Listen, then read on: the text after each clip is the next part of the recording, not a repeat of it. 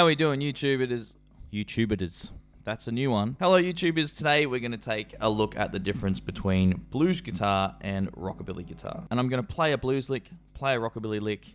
I'm going to do that 5 times. It's going to be completely improvised, but afterwards I'm going to take you through the differences I perceive in terms of the phrasing and the feel, okay, the harmonic structure or the tonality of the ideas, and the last part where the gold is sort of the melodic differences between the two genres. Obviously there's a deep connection between the two, but there is certainly some very distinguishable features of rockabilly versus blues.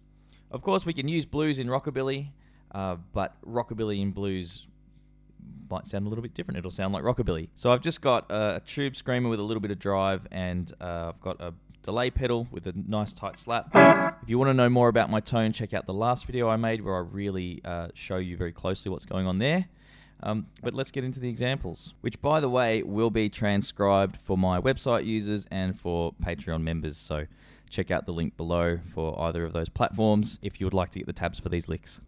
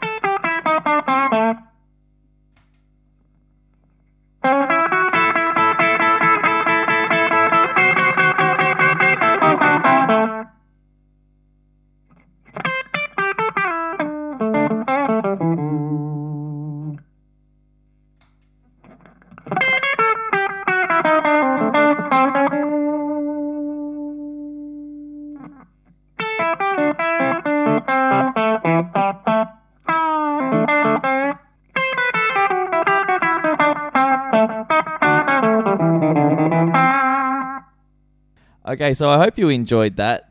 As I mentioned, the transcriptions for that are available on my website, and I will transcribe those for Patrons. Now, they were completely improvised.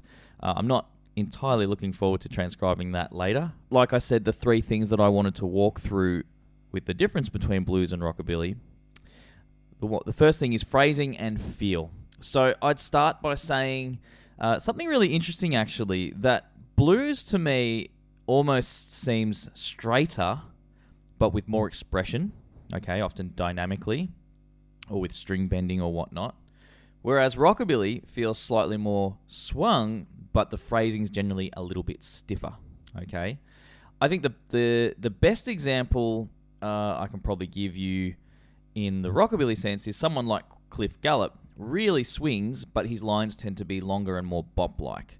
Whereas if you think about early blues guys, or even the sort of, you know, guys that came a little bit later, 60s and 70s and whatnot, you know, Albert King and guys like that, you know, really digging in and more space. But when I say swung, I think about someone like Cliff Gallup, who that sort of thing. So that's a key difference for me. It's a really kind of a funny juxtaposition. It's like, you know, you've got 4 elements. You've got, you know, you've got straight, you've got the rhythm, I should say, and the expression. And with rockabilly and blues, they kind of swap around. So more of a swing feel with rockabilly, straighter with blues, but more expression with blues, I think. And I think the lines generally are a little more...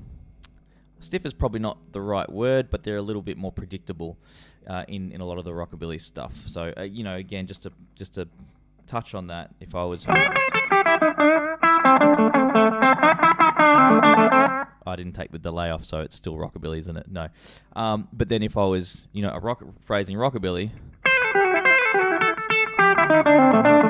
it's just more consistent. So that sort of touches on what I wanted to touch on there for the feel, okay, and the sort of rhythmic and phrasing side of it. Now let's talk about harmonically. So chord structure wise, rockabilly and blues are very much the same.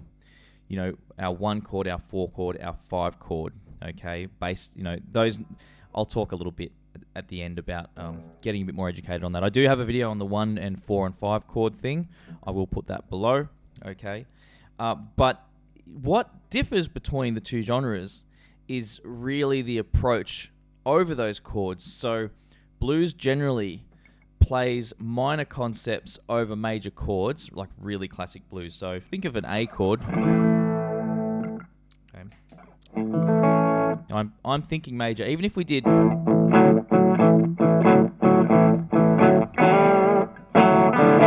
Okay, that's kind of a major-based feel.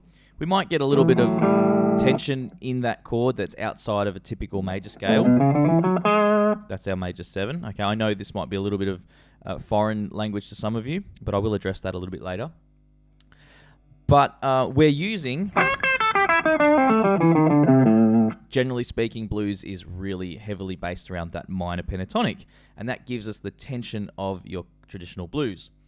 Now, with rockabilly, we generally relate a little more to the major side, okay? So instead of... We'll get more something along the lines of... Okay, so we actually get that happy major third, okay? Again, I will address this a little bit later. But that major sound is a little more present, you know, in rockabilly, that approach. So we're sort of playing something a little closer to major over major in rockabilly than we are in blues. Blues is very much minor ideas over major ideas. Rockabilly has a few more colors that I think relate more to the major sound. So I'll cover that a little bit more when I talk about the melody, where the real gold is in the stuff that I think attracts a lot of us to rockabilly. So that's this part. We're up to it, part 3. Okay, so talking about melodically speaking, there are certain notes that are very present in rockabilly that you will still hear in blues soloing, but not as often. Okay, so in blues, and something that I really do, like I said, I improvise those things, but I know when I look through it, there'll be certain notes that I'll be grabbing. Okay, so if we just took a pentatonic scale or the minor blues,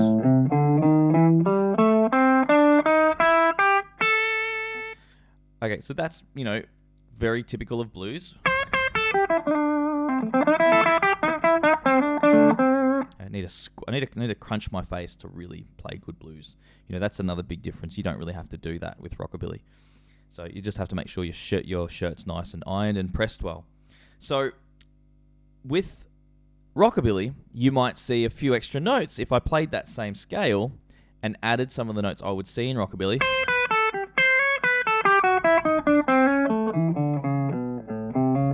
Okay, a few more colors there. And I would say that's probably why you see slightly less dynamics and expression in rockabilly than you would in blues, because it's a little bit of that less is more thing, in that we have less notes, or the guys are generally using, or the people I should say, are using less notes, but they're expressing more, which is not a bad thing. But when you've got more options, you're going to fill more space, and that's cool. That's what attracts many of us to rockabilly. When you're playing blues, you will see what I keep referring to as the major third. So that really tense sound just then was the minor third, because an A major has a C sharp, but an A minor pentatonic, okay, has a C natural. You're actually hearing this, it's quite tense. So rockabilly, though, kind of goes into that major third a bit more literally, where blues will kind of bend into it a little bit. You will see it in a minor blues, that cheeky little bend, but as I said, it's not as overt. Now, and here's where the real gold is, the thing you'll see in rockabilly often, okay, the notes that I'm going to refer to now. The 9, okay, so the 6, that's it right there. So I'm adding these to the pentatonic, right? We've still got the flat 5, and you'll often see that minor third to major third. Okay, so, and I can do the same thing back here. I can go, let's try and do, okay. Okay, so see how I took that lick up there, knowing what tones I wanted, and repeated that same lick lower down. Okay, so now, if you are not familiar with understanding what thirds are, sixes are, this is where my course, Rockabilly Rebuild. Now, I didn't make this whole video just to promote Rockabilly Rebuild. I thought it was a really fun topic to cover, but I do truly believe that if you want to take these concepts and move them all over the neck and really get that understanding so you can do your thing and figure out what you love about the sound, my Rockabilly Rebuild course, it's the only thing out there that's going to teach you that. It's 5 modules, so it's quite a long course, but it's broken up into digestible sections. And by the end, hopefully you have an understanding right across the neck of the concepts that we're talking about today. So go and check that out in the link below. I've made some changes to the pricing on the website, by the way. We've sort of pulled the prices back a little bit on the regular memberships if you want to check that out. But certainly you can hopefully take what I've said today, go do your own research if you don't want to go that direction, because I totally respect that. This video, I want it to contribute something regardless. So take the information I've talked about today, do your own research, and see if you can start noticing the differences and applying your ideas to Rockabilly using the things that I've said. Because many of us can play blues, many of you can play pentatonics, but we obviously want to figure out what makes Rockabilly tick, and these are some of the fundamentals to that. I hope you've enjoyed the lesson. I'm going to play you out. I'll see you guys in the next one. Need that slap.